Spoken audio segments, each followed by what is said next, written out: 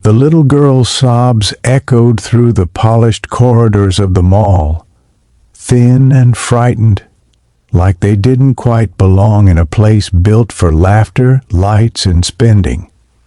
People passed her by with hurried steps and averted eyes, until one man stopped pushing his yellow janitor's cart and listened. If this story touched your heart, like, share, and comment where you're watching from. Your support helps us keep spreading hope. His name was Elias Rowan, and he had learned long ago that when a child cries like that, it's not just noise, it's a plea. Elias worked the late morning shift at Briarstone Mall, the kind of place where music floated from hidden speakers and store windows, gleamed with things he could never afford. He wore a navy uniform faded from countless washes and a name badge with a crack down the middle. To most shoppers, he blended into the background, just another cleaner keeping floors spotless while life rushed past. But Elias wasn't rushing. He never did. He turned toward the sound and saw her sitting on the edge of a planter near the escalators. She couldn't have been more than 7. Her pink hoodie was too thin for the season, and her small hands rubbed at her eyes as if trying to erase the fear inside them. A stuffed rabbit dangled from her fingers, one ear nearly torn off. Elias parked his cart and crouched a few feet away, careful not to scare her. "Hey there," he said softly, his voice gentle from years of bedtime stories. "My name's Elias. I work here.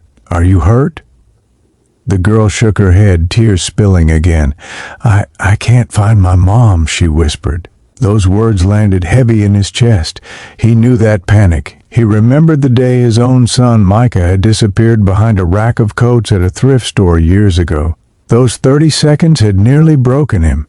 "It's okay," Elias said, holding his hands out so she could see they were empty. "We'll find her together. What's your name?"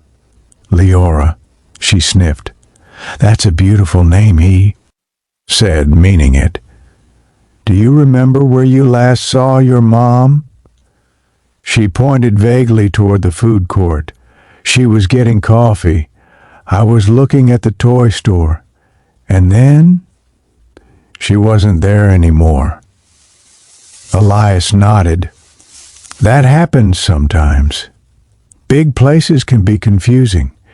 You did the right thing sitting down where people could see you." He reached into his pocket and pulled out a clean handkerchief, one he always carried for Micah's allergies. He offered it to her. She hesitated, then took it, clutching it like a lifeline. "Are you hungry?" he asked. She shrugged. "A little. Okay. How about we go to the security desk? They help reunite families. On the way we can grab you a juice. My treat." Her eyes lifted for the first time. "Really? Really?"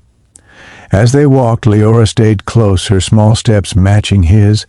Elias felt eyes on him, some curious, some suspicious, but he kept his focus on her. At the juice stand, he bought her an apple juice and a granola bar. She ate slowly, her breathing evening out. At the security desk, the officer took Leora's description and made an announcement. Elias stayed beside her, telling her about his son, about how Micah loved dinosaurs and once tried to keep a turtle in the bathtub. Leora smiled weakly, the fear loosening its grip. Minutes passed, then more. Elias checked his watch. He was supposed to be on the other side of the mall by now. A supervisor would notice. He knew the risk, but he also knew he wasn't going anywhere. "Did I do something bad?" Leora asked quietly. "No," Elias said immediately. "None of this is your fault." Another announcement echoed. Still no response. Unbeknownst to Elias, chaos was unfolding elsewhere in the mall.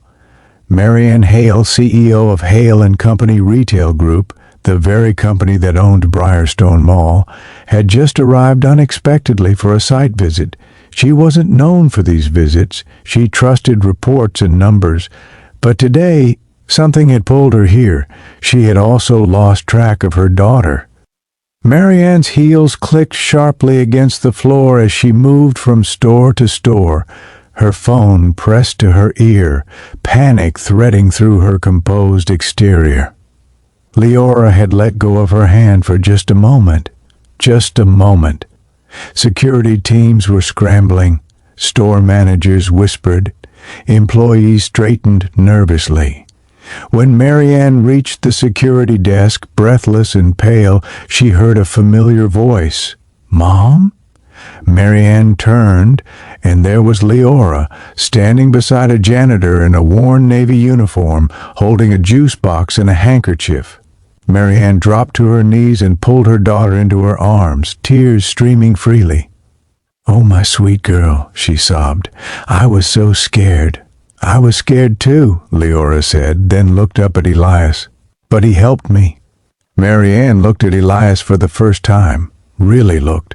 His tired eyes, the kindness etched into his face, the way he stood back respectfully, like he didn't want credit for breathing. "Thank you," Marianne said, standing. Her voice shook. "Thank you for staying with her." "Of course," Elias said. "Anyone would." But Marianne knew that wasn't true. Security began to clear the area, apologies flying. Elias reached for his card. He had work to finish. "Wait," Marianne said. "What's your name?" "Elias, Rowan." She nodded slowly. "I'm Marianne." He didn't recognize the name. Why would he? "I'd like to speak with you," she said, "if you have time." Elias hesitated. "I'm on shift. I'll take care of that." An hour later, Elias sat in a quiet office overlooking the mall atrium. He felt out of place in the leather chair, hands folded tightly. Marianne sat across from him, her demeanor no longer sharp but open. "I watched the security footage," she said. "You could have walked past. You didn't. You stayed. You comforted my daughter. You missed your duties." "I didn't miss them," Elias said gently. "I just reprioritized." Marianne smiled sadly. "Tell me about your family." He told her about Micah, about being a single dad. Since Micah's mother passed away, about working nights and mornings, about scraped knees and packed lunches, about dreams he'd put on a shelf to keep the lights on. Marianne listened without interrupting. "You know," she said finally, "our company talks a lot about values, community, care, but today you lived them." Elias didn't know what to say. "I won't insult you with charity," Marianne continued, "but I would like to offer you something." She slid a folder across the desk. Inside was an offer for a facilities supervisor role. Better pay, benefits, hours that meant dinners at home. Elias's eyes filled. I don't have a degree. "You have character," Marianne said. "That's harder to teach." When Elias walked back onto the mall floor, the lights seemed warmer somehow. He looked down at his hands, still smelling faintly of cleaning solution, and felt something unfamiliar blooming in his chest. Hope. That evening, when he picked Micah up from school, his son noticed the smile. "Good day?" Micah asked. Elias nodded. "Yeah, buddy. A really good one, because sometimes all it takes to change a life isn't power or money, but a moment of kindness offered when it matters most."